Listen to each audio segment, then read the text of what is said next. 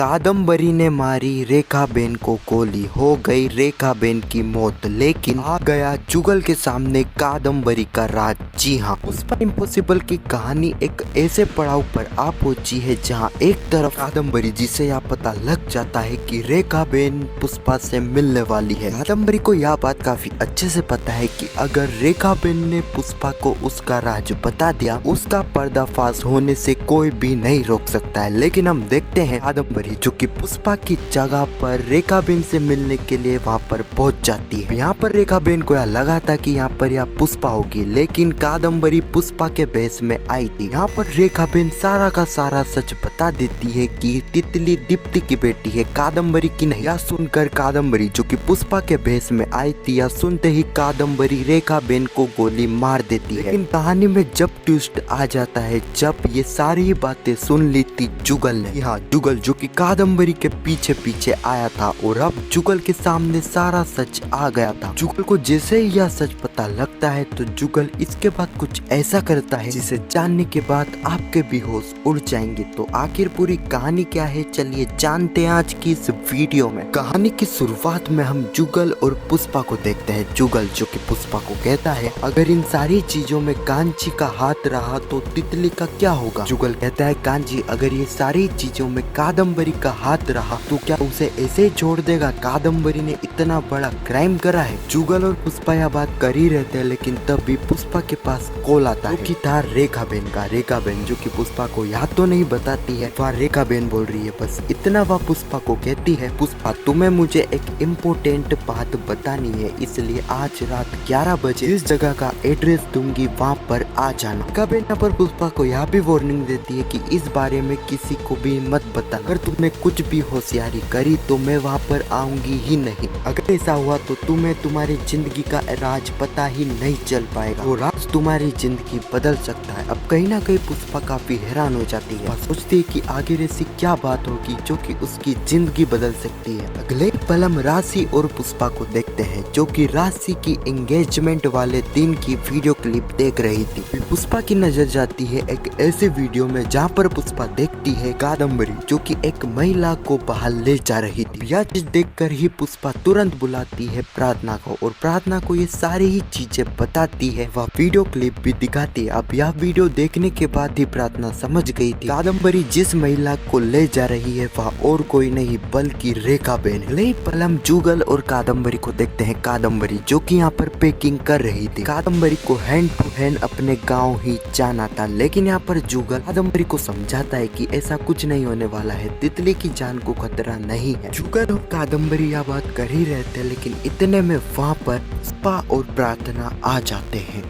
वह video clip Kadambari को बताती है और पूछती है, कादम्बरी जी बताओ कौन है वह महिला जिसे आप राशि की एंगेजमेंट वाले दिन इस तरह छुपा कर ले जा रहे थे। कादम्बरी कहती है, प्रार्थना यह महिला और कोई नहीं बल्कि रेखाबेन है जिसे मैं इस तरह छुपा कर ले जा रही। सुनते ही पुष्पा और प्रार्थना काफी ज्यादा हैरान हो जाती है। प्रार्थना कहती है, कादम्बरी जी आपको पता है कि इस तरह किसी क्रिमिनल को छुपा कर ले जाना, क्रिमिनल का साथ देना भी एक क्राइम है जो कि आपने करा है। कादम्बरी कहती है, प्रार्थना अगर उस वक्त मुझे रेखाबेन को जान से मारने का भी कहती ना तो मैं वह भी कर देती। उस वक्त मुझे किसी की भी जान की परवाह नहीं थी, बल्कि मेरी तितली की। रेखाबेन ने तितली के गले पे चाकू रखा था और मजबूरन मुझसे यह सारा ही काम करवाया था। तुम वीडियो में यह भी देख सकती हो कि मेरे साथ साथ तितली भी थी। जुगल कहता है, क्योंकि जुगल को इस वक्त तक कादम्बरी ने पहले ही इन सारी चीजों के बारे में बता दिया। जुगल कहता है, प्रार्थना और पुष्पा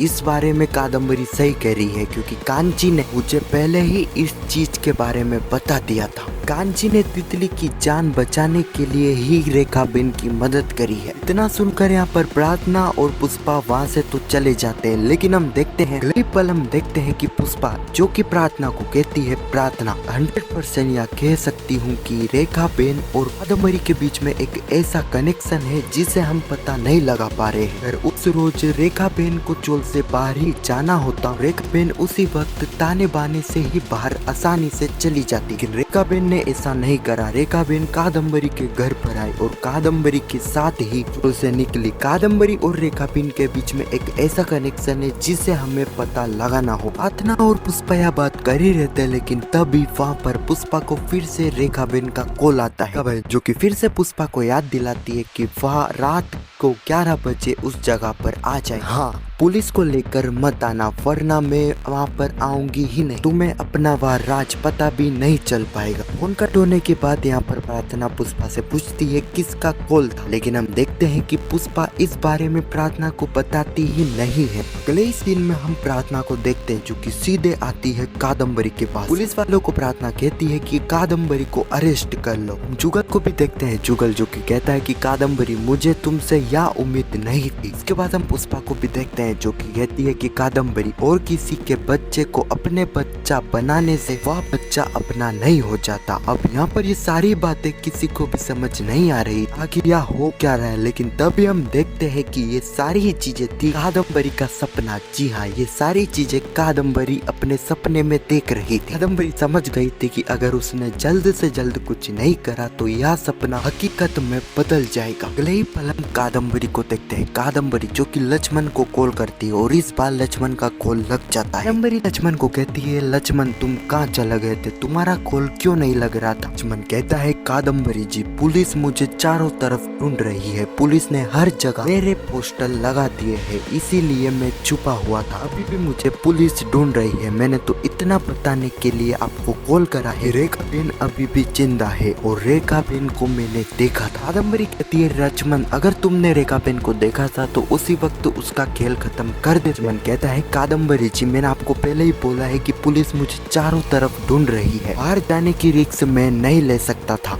तो आपको बस इतना बताना चाहता हूँ कि रेखा बेन आज 11 बजे इसी से मिलने वाली है और 100% रेखा बेन उसी वक्त आपका राज उस व्यक्ति को बताने वाली है। सुनते ही कादम्बरी काफी ज्यादा घबरा जाती है।